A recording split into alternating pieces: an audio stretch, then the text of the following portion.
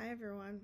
In this video, I'll be talking about racial identity, my understanding of institutionalized racism, and how the issues I mentioned connect with Erikson's psychosocial stages and critical race theory. So to start, I'll talk about the reading, racial identity development theory in Module 2, and how it's helped me understand my own racial identity. The theory helped me frame my journey and recognize the stages that I've gone through in understanding my race. Like many people, I wasn't always conscious of my own identity. I grew up in a predominantly white area, middle class, in a rural town. So race didn't really feel very pressing, like a very pressing issue to me growing up, because it wasn't something that I was ever challenged with. And I didn't really realize that was an issue until I moved to a more racially diverse area.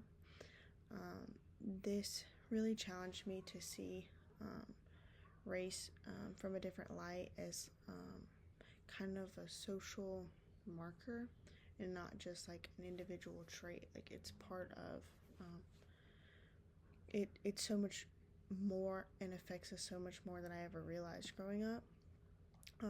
My racial identity development was shaped by my family values, my education, and my experiences, especially now in a society where we're trying to rectify a lot of wrongs that were made in the past against people of color, and becoming more socially aware of that. Race plays a role in my identity.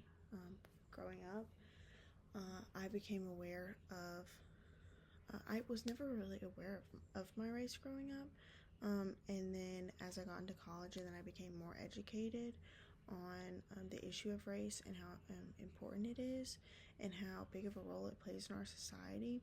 I started to realize different things from shared experiences with people, just from talking to professors, and just learning through education. So to discuss the time that I witnessed institutionalized racism, I've never personally experienced it, but I've seen people who I was close with experience it.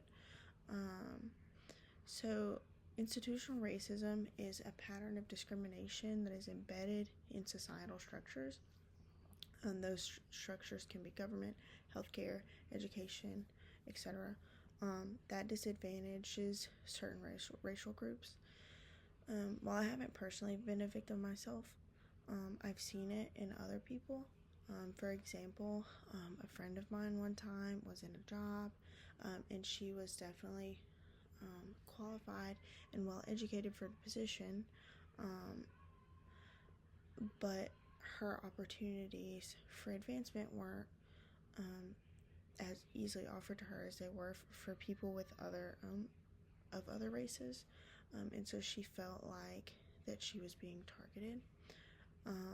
I began to realize that the system of her company, the way that she was describing it to me, was not based on just her merit, and was based on what she looked like, and whether she fit into the stereotype of what they expected her to be. As a white woman, that's not something that I've personally experienced, but through education and trying to learn more about other people and be compassionate, and just caring for the people around me, I felt like I got a front row seat to the situation.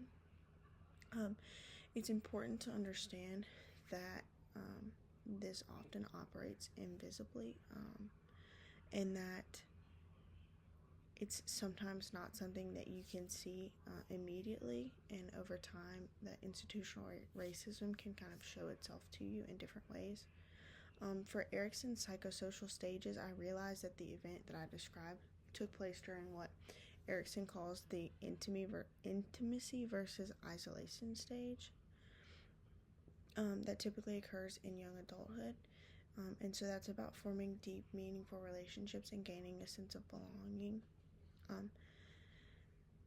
If I were to analyze the experience through his lens, I would say that it challenged my sense of intimacy.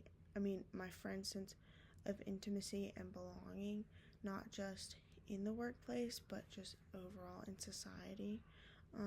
Having to talk to her through these situations and help her throughout these situations, I realized that it was not only making her feel bad about her professional, um, her her career and just her job, and it was affecting her in other aspects of her life.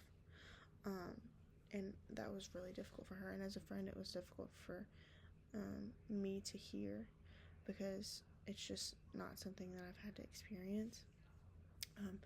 In terms of critical race theory, one action I can take to challenge the power structures that perpetuate racial inequality is being an advocate. As a social worker, our job is to advocate for people and stand up for people who may not have the resources to do so for themselves. I mean, I think that that's one of the most important things that we as social workers can do. Critical race theory teaches us that racial inequality isn't about individual prejudice, but it's embedded in the systems and structures of America.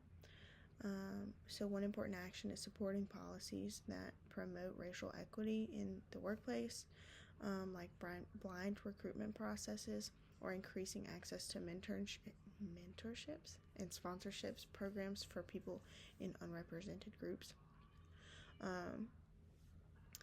So thinking back on the experiences that I've had and the things that I've learned, I would approach things by being more proactive in discussing these issues so that I could advocate for people who've had these experiences, and let them know that that they are valued and that they are cared for and that they are respected. So to sum it all up, this reflection on racial identity and institutional racism and the psychosocial stages has been really interesting to me and eye-opening. As a white person, it's not something that I experience or that I haven't, because it's not embedded into the society for me specifically.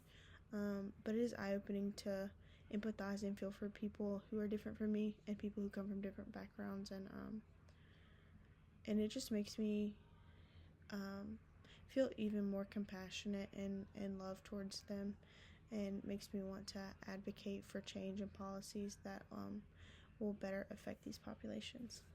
Thanks.